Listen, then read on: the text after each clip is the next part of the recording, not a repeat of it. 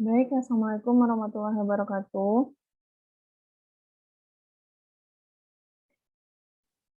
Kita mulai untuk, perkuliahan hari ini, itu pertemuan pertama untuk teori, ilmu bahan pangan.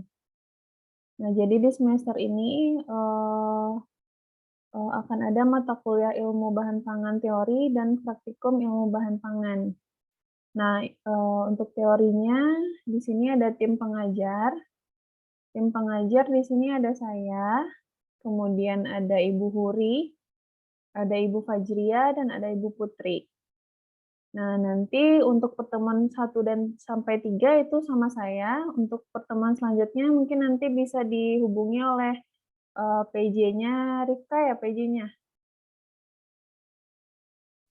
Iya, Bu. Ya, mungkin nanti bisa dihubungi, dosen yang lain. Nah, kemudian untuk, jadwal perkuliahan yang untuk pertemuan 1 itu kita membahas mengenai pengantar ilmu bahan pangan. Nah, kemudian di pertemuan 2 mengenai kerusakan pada bahan pangan. Lalu di pertemuan 3 hasil perkebunan dan bahan penyegar. Di pertemuan 4 itu membahas mengenai sayur dan buah. Di pertemuan 5 serealia, pertemuan 6 umbi-umbian, kemudian pertemuan 7 itu kacang-kacangan. Nah, di pertemuan 8 nanti kita akan ada UTS.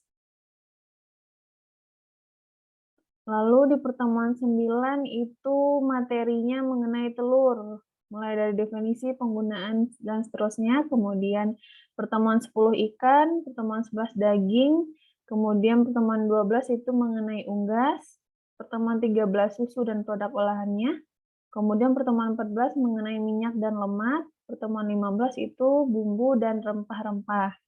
Nah, di pertemuan 16 nanti akan ada UAS. Untuk proporsi penilaian, nah jadi kalau untuk teori ini jumlah kehadirannya minimal 80%. Kemudian untuk praktikum itu 30%. Untuk UTS 30%, kemudian UAS 30%, didapatkan total untuk nilai mutu mata kuliah ilmu bahan pangan itu 100%. Lalu di akhir perkuliahan nanti akan didapatkan nilai berupa huruf ya. Bisa dilihat mungkin semester yang lalu IPK-nya berapa, nah nanti kan bisa dilihat nilai masing-masing mata kuliahnya di akhir semester. Nah, lanjut kita ke materi. Sampai sini ada yang mau ditanyakan dulu atau lanjut ke materi?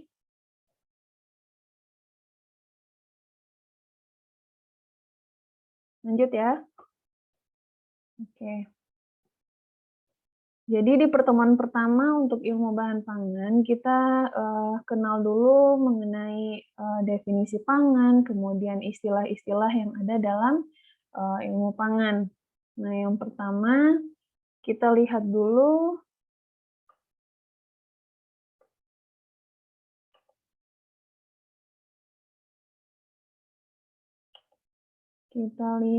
hubungan ilmu bahan makanan dengan mata kuliah lainnya. Nah, jadi bisa dilihat di sini ilmu bahan makanan, kemudian nanti ada kaitannya dengan gizi dasar, kemudian ada kaitannya dengan kebijakan pangan dan gizi, kemudian manajemen jasa makanan dan kesehatan lingkungan juga ada kaitannya dengan mata kuliah ini, lalu lanjut ke gizi terapan. Nah, hubungannya dengan gizi dasar ini bisa berupa penemuan komponen atau bahan makanan baru.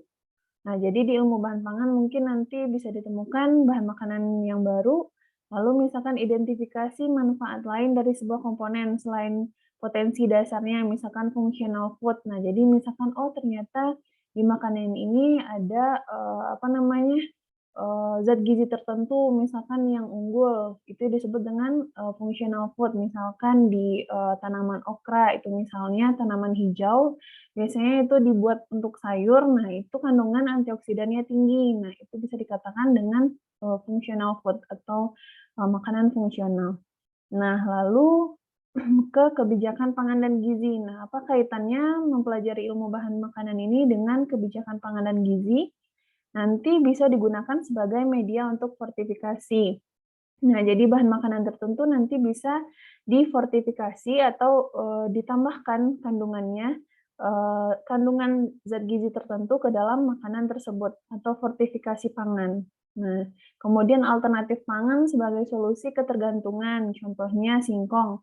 Singkong ini, diolah kemudian dijadikan tepung yang disebut dengan mokaf. Nah, nanti mokaf ini bisa disubstitusi ke dalam pembuatan bakery atau roti. Nah, lalu apa kaitan ilmu bahan makanan ini dengan manajemen jasa makanan dan kesehatan lingkungan?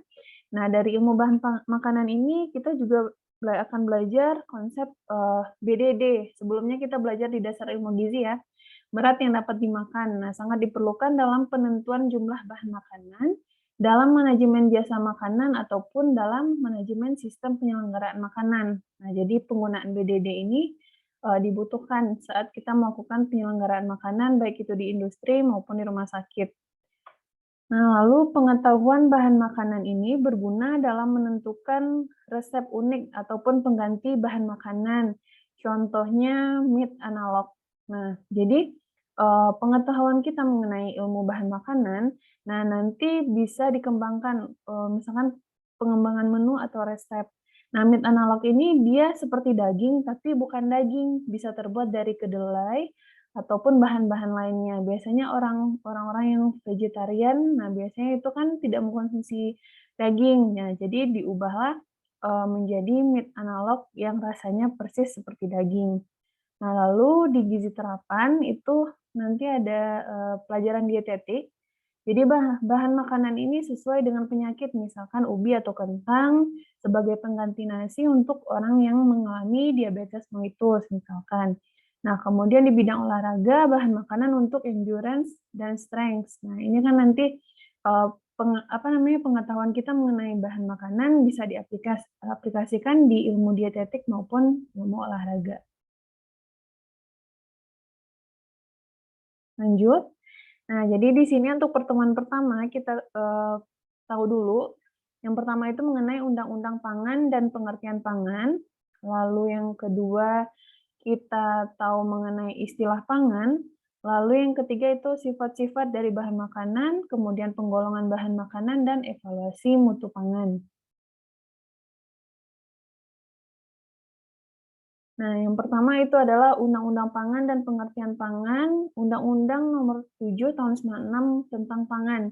Jadi pangan itu adalah segala sesuatu yang berasal dari sumber hayati dan air, baik yang diolah maupun tidak diolah, yang diperuntukkan sebagai makanan atau minuman bagi konsumsi manusia, termasuk bahan tambahan pangan, bahan baku pangan, dan bahan lain yang digunakan dalam proses penyiapan, pengolahan atau pembuatan makanan atau minuman. Jadi mulai dari proses persiapan sampai makanan itu jadi. Nah, ini pengertian pangan berdasarkan Undang-Undang Nomor 7 Tahun 96. Lanjut, nah ini berdasarkan Undang-Undang RI Nomor 18 Tahun 2012 tentang pangan. Pangan ini adalah segala sesuatu yang berasal dari sumber hayati, kemudian produk pertanian, perkebunan, kehutanan, perikanan, peternakan, perairan, dan air. Nah, baik yang diolah maupun yang tidak diolah, yang diperuntukkan sebagai makanan atau minuman bagi konsumsi manusia. Termasuk di dalamnya itu adalah bahan tambahan pangan, kemudian bahan baku pangan, dan bahan lainnya yang digunakan dalam proses penyiapan, pengolahan, atau pembuatan makanan dan minuman. Jadi pada intinya definisinya sama. Jadi ada beberapa undang-undang pangan, istilah-istilah yang harus kita ketahui. Nah, kemudian ini ada undang-undang pangan mengenai perbedaan dari tadi yang tahun 96 dengan 2012. Nah, yang pertama itu ada kedaulatan pangan, adalah hak negara dan bangsa yang secara mandiri menentukan kebijakan pangan yang menjamin hak atas pangan bagi rakyat dan yang memberi hak bagi masyarakat untuk menentukan sistem pangan yang sesuai dengan potensi sumber daya lokal. Nah, jadi si negara dan bangsa ini berhak untuk menentukan bagaimana sistem pangan yang dipakai di daerah tersebut sesuai dengan potensi dan SDM-nya. Nah, lalu kemandirian pangan adalah kemampuan negara dan bangsa dalam memproduksi pangan yang beraneka ragam dari dalam negeri yang dapat menjamin pemenuhan kebutuhan pangan yang cukup sampai di tingkat perseorangan dengan cara memanfaatkan potensi sumber daya alam, manusia, sosial, ekonomi, dan kearifan lokal secara bermartabat. Nah, jadi si negara ini mandiri untuk menjamin kebutuhan pangan sampai ke tingkat individu, sampai ke tingkat perseorangan. Itu yang disebut dengan kemandirian pangan. Nah, lalu ketahanan pangan adalah kondisi terpenuhinya pangan bagi negara sampai dengan perseorangan yang tercermin dari tersedianya pangan yang cukup, baik jumlah ataupun mutunya, kemudian aman, beragam, bergizi, merata. Merata di sini maksudnya semua yang ada di daerah tersebut tercukupi pangannya dan terjangkau, serta tidak bertentangan dengan agama, keyakinan, dan budaya masyarakat untuk dapat hidup sehat, aktif, dan produktif secara berkelanjutan. Nah, jadi nanti juga disesuaikan dengan budaya masyarakat setempat.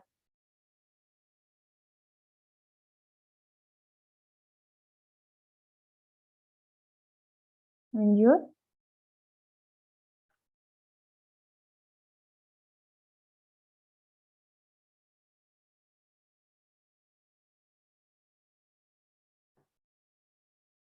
Nah, lanjut ke istilah pangan. Yang pertama itu adalah istilah keamanan pangan.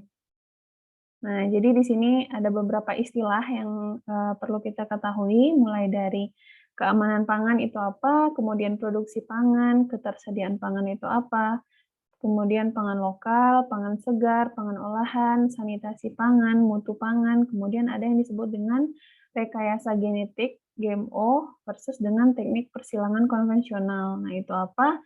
Kemudian iradiasi pangan, label pangan, dan penggunaan bahan tambahan pangan. Nah, jadi istilah-istilah ini nanti kita lihat definisinya. Yang pertama yaitu keamanan pangan adalah kondisi dan upaya yang diperlukan untuk mencegah pangan dari kemungkinan cemaran biologis dan kimia dan benda lain yang dapat mengganggu, kemudian merugikan dan membahayakan kesehatan manusia, serta tidak bertentangan dengan agama, keyakinan, dan budaya masyarakat sehingga aman untuk dikonsumsi.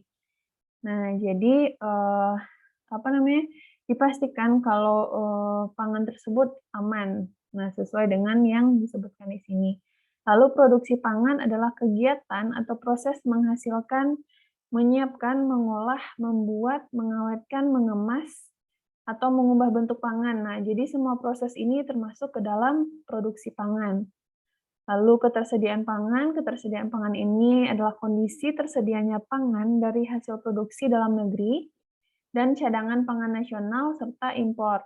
Nah, jadi semua jenis pangan baik itu produksi dalam negeri, kemudian impor itu disebut atau dikategorikan ke dalam ketersediaan pangan apabila kedua sumber utama tersebut tidak dapat memenuhi kebutuhan.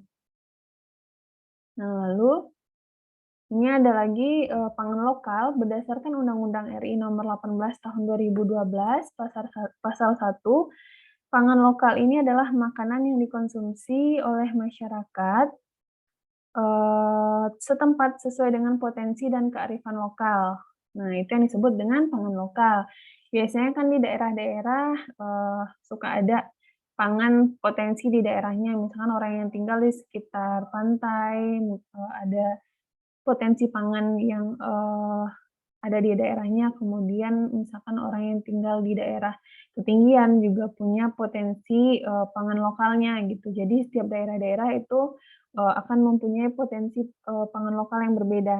Nah, kemudian berdasarkan Undang-Undang RI Nomor 18 Tahun 2012, pangan segar itu adalah pangan yang belum mengalami pengolahan yang dapat dikonsumsi langsung atau yang dapat menjadi bahan baku pengolahan pangan. Nah, itu yang disebut dengan pangan segar. Jadi belum dilakukan apa-apa terhadap pangan tersebut. Lalu pangan olahan berdasarkan Undang-Undang Nomor 18 Tahun 2012, pangan olahan adalah makanan atau minuman hasil proses dengan cara atau metode tertentu tanpa bahan tambahan. Nah, jadi pangan olahan itu sudah melalui proses apa namanya, proses atau metode tertentu untuk diolah. Nah, sehingga disebut dengan pangan olahan. Biasanya kan itu yang kita tahu itu ada produk-produk kalengan itu sudah termasuk dengan pangan olahan. Nah, tapi di sini pangan olahan itu tidak menggunakan bahan tambahan pangan, berarti tidak menggunakan pengawet. Nah, jadi misalkan makanan yang kita masak dengan cara yang alami di dapur, nah itu juga disebut dengan pangan olahan. Nah, lalu sanitasi pangan adalah upaya untuk menciptakan dan mempertahankan kondisi pangan yang sehat dan higienis, yang bebas dari bahaya cemaran biologis, kimia, dan benda lain. Nah, itu yang disebut dengan sanitasi, jadi kebersihan pangan tersebut. Lalu Undang-Undang RI Nomor 18 Tahun 2012 juga mengenai mutu pangan. Jadi definisi mutu pangan di sini adalah nilai yang ditentukan atas dasar kriteria keamanan dan kandungan gizi pangan. Nah, jadi si mutu ini berdasarkan nilai. Jadi ada kriteria keamanan pangan itu yang disebut dengan mutu pangan. Semakin tinggi nilai pangan tersebut, maka mutunya semakin bagus. Nah, nanti mungkin di pertemuan selanjutnya juga akan dipelajari. Lalu rekayasa genetik pangan itu adalah suatu proses yang melibatkan pemindahan gen atau pembawa sifat dari suatu jenis hayati ke jenis hayati lain yang berbeda atau sama untuk mendapatkan jenis baru yang mampu menghasilkan produk pangan yang lebih unggul. Rekayasa genetik, nah contohnya misalkan nanti ada di bawah itu contoh untuk rekayasa genetik. Nah, lalu iradiasi pangan. Iradiasi pangan ini adalah metode penanganan pangan baik dengan menggunakan zat radioaktif maupun akselerator untuk mencegah terjadinya pembusukan dan kerusakan.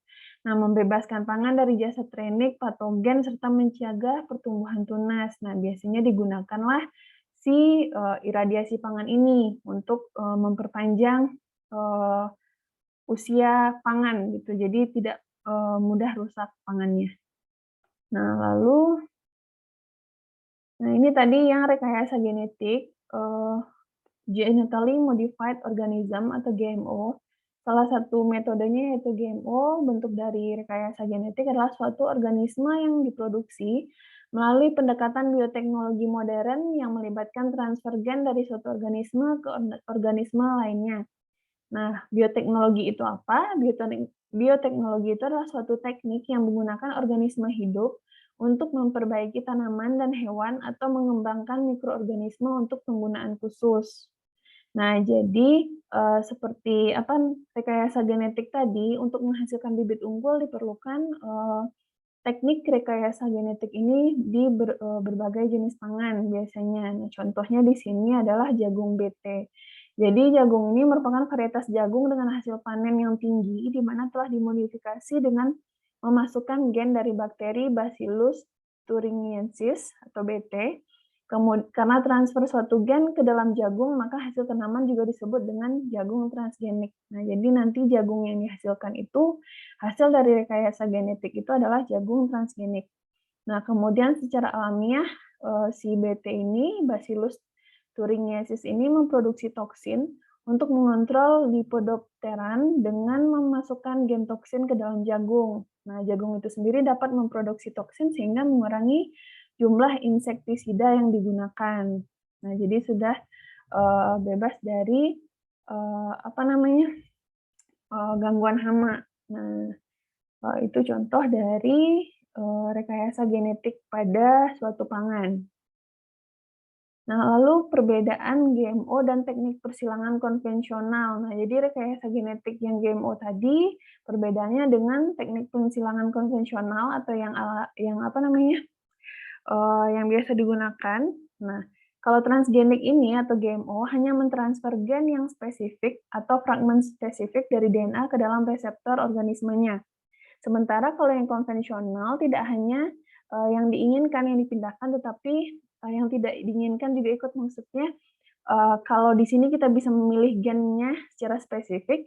Nah, kalau di konvensional kita memindahkan semuanya, semua sifat yang ada pada bahan pangan tersebut dipindahkan ke reseptor organismenya. Jadi tidak bisa memilih gen yang spesifik.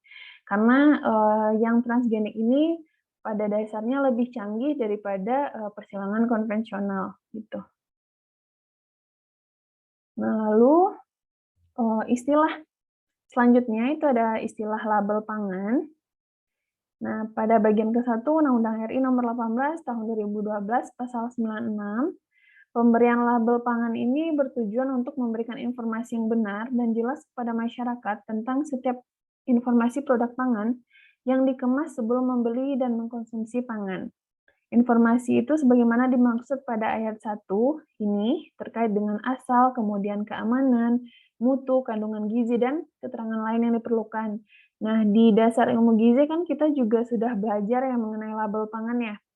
Nah, itu kan kita diminta untuk melihat komposisi atau ingredient yang terdapat di makanan kemasan. Nah, di situ kita bisa melihat apa namanya, asal bahan pangan dari produk tersebut, kemudian keamanannya, mutu, kandungan gizi, dan lain-lain. Nah, lalu di pasal 97 butir 3 itu ada pencantuman label di dalam atau pada kemasan pangan sebagaimana dimaksud dengan yang tadi ayat 1 dan 2 ditulis atau dicetak dengan menggunakan bahasa Indonesia. Nah, paling tidak itu memuat nama produk. Biasanya kalau kita beli makanan kemasan itu kan ada nama produknya. Misalkan apa ya? Sarden misalkan, itu kan ada namanya, mereknya masing-masing, kemudian daftar bahan yang digunakan itu komposisi, nah kemudian berat bersih, isi bersih, kemudian ada, alamat pihak yang memproduksi atau mengimpor atau misalkan, produksi lokal gitu, kemudian ada halal dari MUI, kemudian ada tanggal produksi, ada tanggal kadaluarsa, ada nomor izin edar dan asal-usul bahan pangan tertentu. Nah, itu mungkin semuanya sudah, bisa ya, maksudnya sudah paham karena di DIG kita juga sudah belajar mengenai label pangan. Itu dari bentuk dari label pangan. Lalu di sini ada istilah bahan tambahan pangan. Menurut Undang-Undang RI Nomor 18 Tahun 2012, Pasal 73, bahan tambahan pangan merupakan bahan yang ditambahkan ke dalam pangan untuk mempengaruhi sifat atau bentuk pangan. Nah, misal bahan tambahan pangan ini yang diizinkan Permenkes nomor 722 tahun 1988. Nah, di sini ada antioksidan, kemudian ada anti kempal, anti gumpal gitu ya, kemudian pengatur keasaman atau pH, kemudian ada pemanis buatan, pemutih tepung, kemudian ada pengemulsi atau pengental, pengawet, pengeras, pewarna, penyedap rasa, dan ada sekuestran. Nah, ini nanti bisa kalau yang kurang tahu istilahnya bisa dicari ya, ini apa, misalkan ini apa. Kemudian ada peraturan lagi dari Badan Pengawas Obat dan Makanan Nomor 11 Tahun 2019, nanti saya kirimkan, boleh dibaca. Itu mengenai penggunaan bahan tambahan pangan. Nah, lalu di sini juga ada bahan tambahan pangan yang dilarang, seperti asam borat dan senyawanya, ada asam salisilat, ini yang berbahaya untuk kesehatan, kemudian dietil, pirokarbonat, dulsin, ada kalium klorat, kloramfenikol, formalin, minyak nabati yang dibrominasi, kemudian ada nitrofurazon. Nah, yang belum familiar dengan istilah-istilah ini nanti dicari ya, maksudnya dicari tahu ini apa. Kemudian berbagai sebutan pangan. Nah, jadi di sini ada yang nanti yang akan disebut dengan healthy food. Healthy food itu apa? Kemudian ada organic food atau makanan pangan organik. Kemudian yang tadi sudah dibahas juga functional food. Itu apa?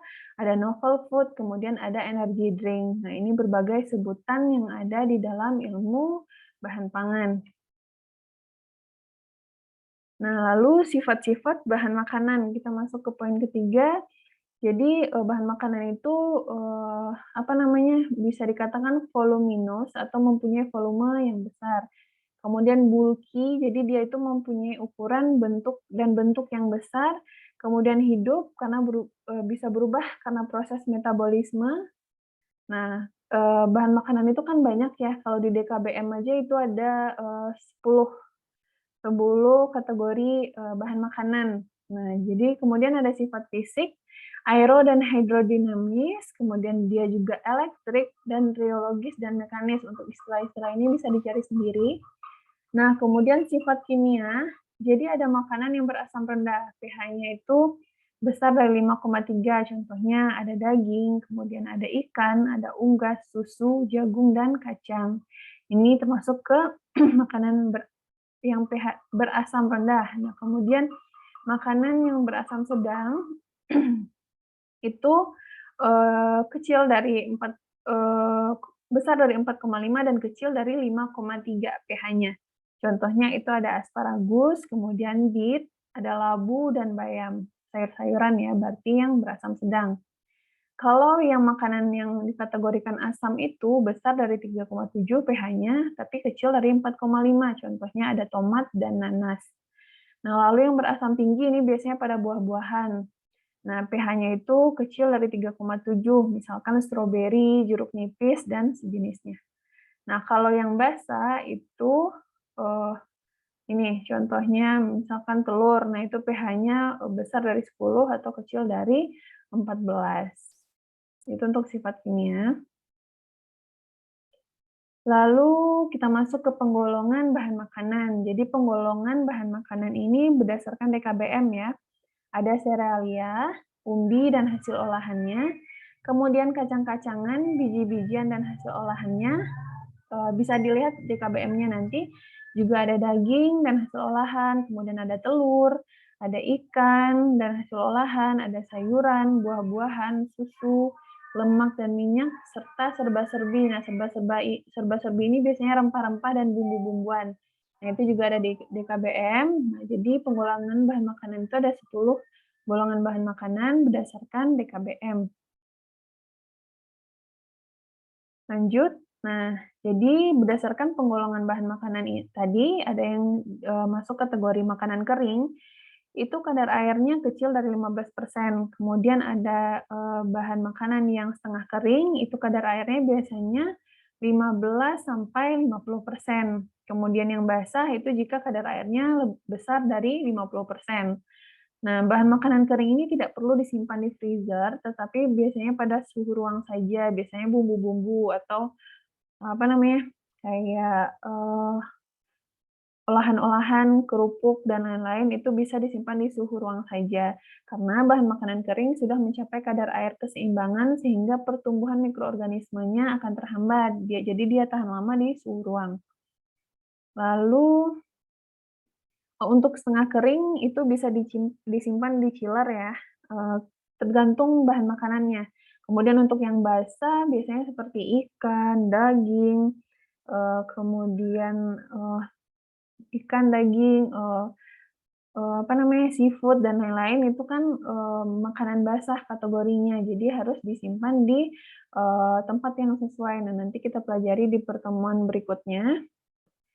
Lalu yang kelima mengenai evaluasi mutu pangan. Nah, jadi, evaluasi mutu pangan ini secara subjektif itu, bisa kita lakukan menggunakan panca indera. Jadi dengan panca indera saja kita bisa tahu bahwa makanan itu misalkan sudah busuk atau makanan itu masih layak untuk dikonsumsi. Nah, kemudian secara objektif bisa kita lakukan dengan melakukan penimbangan berat jenis pangan tersebut. Nah, terus kita bisa juga mengukur dari, kelembaban, si produk pangan atau kadar airnya, kemudian dari teksturnya dan dari bentuknya. Nah, itu secara, objektif. Jadi ada secara subjektif dan objektif. Sekian, mungkin untuk materi pertama kan masih pengantar ilmu bahan pangan, jadi materinya belum terlalu banyak, baru apa namanya, penggunaan istilah-istilah saja, definisi-definisi, dan, pengkategorian. Sampai di sini, bisa dipahami atau ada yang mau ditanyakan?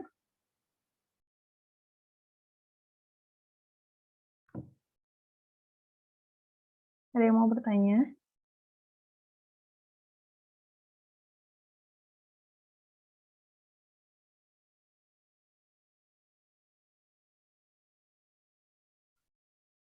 Mungkin kalau untuk penggunaan istilah nanti mahasiswa harus, apa namanya, self direct ya, harus, mandiri untuk mencari istilah-istilah baru yang mungkin kurang dipahami. Jadi, "Oh ini apa?" Gitu. Jadi, dicari tahu gitu untuk, ilmu bahan pangan.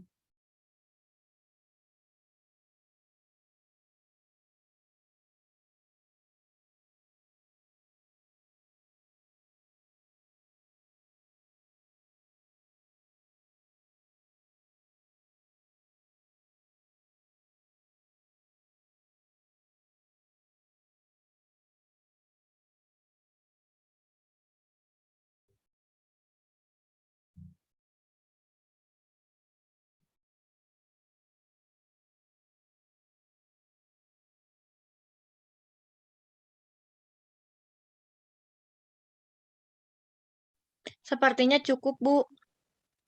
Oh, tidak ada yang mau bertanya? Sudah cukup ya? Oke, kalau sudah cukup, oh iya, absensinya belum saya share, sebentar.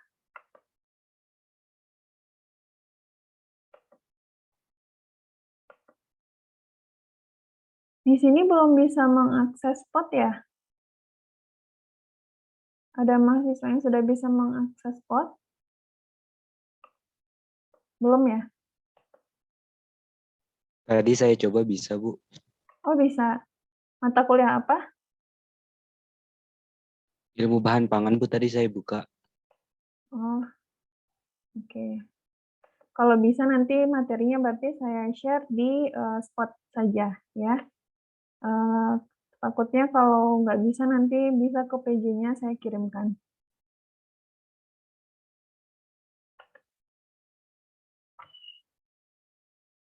Ini untuk link absensi saya kirim di kolom chat. Silakan dicoba, bisa dibuka.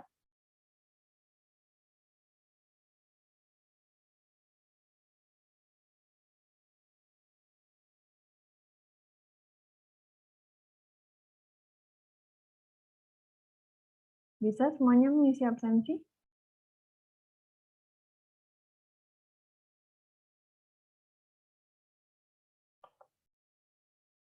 Bisa, Bu. Bisa ya.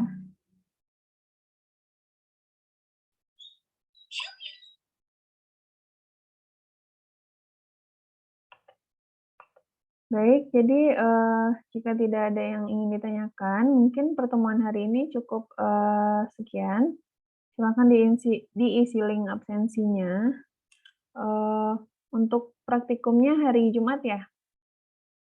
Nah, praktikum pertemuan pertama itu juga masih pendahuluan mengenai ilmu bahan pangan dan pembagian kelompok praktikum. Nah, jadi hari Jumat kita lanjut. Baik, kalau tidak ada yang mau ditanyakan, sekian dari saya. Assalamualaikum warahmatullahi wabarakatuh. Waalaikumsalam warahmatullahi wabarakatuh. Bu. Terima kasih, Bu. Terima kasih, Bu. Terima kasih, Bu. Terima kasih, Bu.